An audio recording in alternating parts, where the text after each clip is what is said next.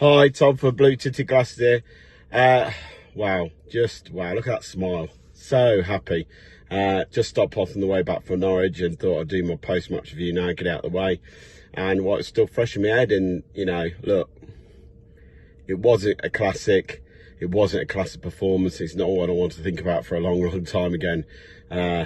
I know I said on Twitter that it was exciting at times the first half. I think when I mean it exciting, it was very open and very end-to-end, and there was a lot of half chances here and there. But let's be honest, team news came out. Obviously, Daka and Ayew playing up front. Ockley over at right back and Ricardo at left back was an interesting option from the gaffer today. Again, Jordan James was pushed further forward, and again for me, the game turned. The game turned when he moved it back into that, into the number 6 role and the number 8, the box-to-box midfielder role. That's when the game turned for me, because that's when we started to get on top, because him making those late runs into the area. But yeah, kicked off very, very scrappy affair. Leicester really didn't get into the game for the first 20 minutes. It was all Norwich. It was all very much Norwich keeping the play, moving the ball around, trying to get going when they could. Leicester, but never really got going at all in that first 20 minutes. It was a lot of pressure from Norwich, and Leicester had to defend, stubbornly at times. Didn't really feel a threat from Norwich. That's not getting me wrong. I didn't feel like concern in that first 20. Yes, they had a couple of cleared off the line, sort of, but again, I never felt like when they were playing open play, they caused us any danger.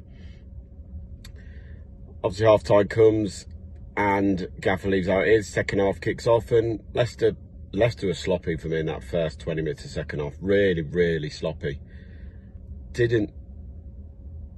What's the word I'm looking for? Didn't feel like they were confident enough to get the ball and play it through the lines quick enough at times.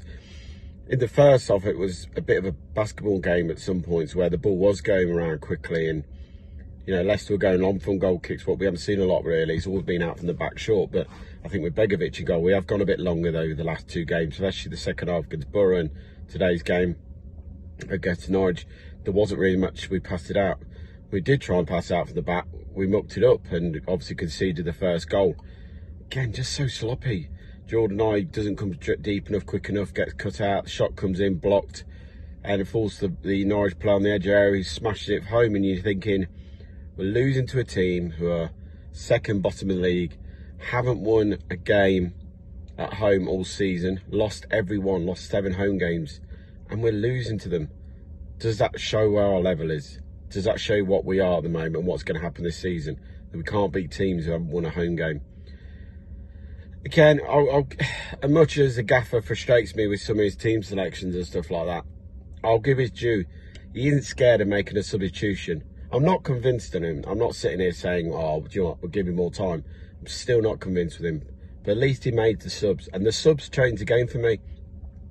Bringing Bobby Reid on, who I thought had a good couple of games in all fairness. And then he was dropped, and I felt it was pretty harsh on him. But do you know what, fair play. He brings him on at 10. Drops Jordan James back in next to Winks. Works. I don't know how many times. If something works, don't change it. Find another solution to the 10. I think we found that solution at 10, and that's Bobby Reid for me, over Ayew. Bobby Reid was making things tick. We were getting the ball through the channels. He was setting up play. He slid a lovely ball in behind for Ayew, who smashed it, over the crossbar when he should have slid in Daka. And to be honest, the pressure just felt. Bobby Reid really was making things tick in the middle of the park with Jordan James. Obviously, the goal comes, cross deflects up, deflects up in the air. Abdul challenged for it, and then ball falls to Daka. And do you know what? Striker not informed, you're worried what he's going to do. And do you know what? Fair play. He sets up Bobby Reid with an absolute brilliant header. It's a brilliant header, headed back to Bobby Reid, who takes your touch and then volleys it across the goal, and it's a great finish from him. By all means, it's a great finish. Fair play to Bobby Reid for that. And then it was all Leicester for that the remaining 15 minutes of the game. And it did feel like if the winner was going to come from either side, it was going to be Leicester. I think Norwich crumbled. As soon as that goal went in, you just felt like Norwich were going to crumble. You didn't think they were going to be able to sit there. And then the goal comes, and again, it's a well-worked move by Leicester in some ways. Get the ball wide. But for the first time in a long time, Abdul didn't cut inside. I've been crying out for weeks for wingers to be put on their natural side to get the ball into the box. A fair play, it wasn't his natural left foot, but you know what a cross with his right foot. And in comes Jordan James with a perfectly timed run from, you know, his box-to-box midfield job, just in time to header the ball home and win it for Leicester. I didn't feel like then there was any chance of Norwich scoring. I really didn't. I think they were so deflated that Leicester had scored so late again and they're going to lose another home game. The fans obviously then turned on them. What you expect, you know, they haven't won a game at home and they're panicking. And Leicester come away with a vital 3 points at the end of the game. And I look back now, like just, you know, a couple of hours after it's finished, I just think what a crucial win this could be for us. A turning point. I really hope it is a turning point in our season. Am I convinced it is? It's hard to tell because the performance levels in the last 4 against Hull, Millwall, Blackburn and Middlesbrough haven't been good enough.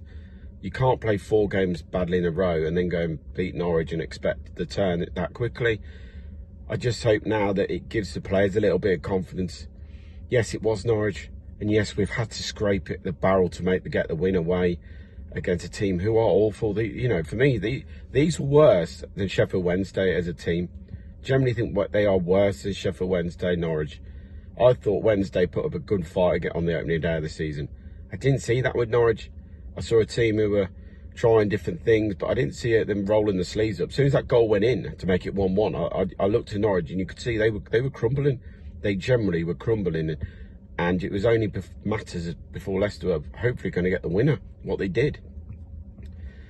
Where does it leave us now go forward? What do you want to see? Look, the gaffer ain't going to go anywhere after a win.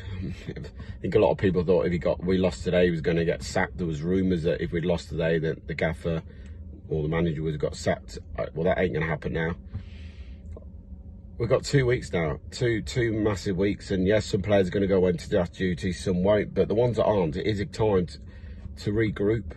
It's time to have, you know, obviously massive shame to see Ben Nelson get injured as well. Gutted for the lad because he was playing well the last 2 games against Middlesbrough and up to the point today. I really hope it isn't a long-term injury because I think we look better with him in the team. We look stronger at the back line with him in the team. So yeah, hopefully 2 weeks time he can, you know, wasn't looking great, but hopefully 2 weeks recovery time for him. You might see him after that or a few weeks after that. We need him in the team for me. And I think, you know, in the next game, I want to see James back in the next to Winks, and I want to see Bobby Reid starting up in the 10 role with either a Daka, Ayew, or Carranza. For me, I think it has to be either Daka or Carranza, the striker. Either are not in form at the moment, but I really do not get what Ayew offers the team going forward. Yes, he works hard in defensive areas, but do you know what? He slows the gameplay. There was multiple times today when you want the ball speeding up here, he slows the game down. He really slows it down. I just think even though Daka's not playing, at least he runs, and at least he causes people havoc with his pace. Carranza, again, I'm still 50-50 out on the kid. I haven't seen enough to say yes or no that he's going to offer enough. I haven't. It's so hard to tell with that lad if he has got it or he hasn't got it. You see at times his one-touch passing and layoff when he drops in, he's got that.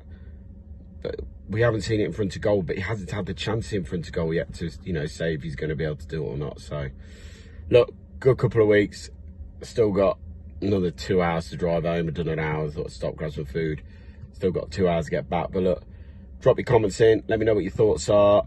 Yes, it wasn't a vintage performance, and yes, it's not going to go down in the history books of a great performance for Leicester, but it's a win, and it was needed for the players and the gaffer today, so we'll take that. As always, keep it blue tinted glasses, and enjoy the international break. See you in 2 weeks' time. Cheers.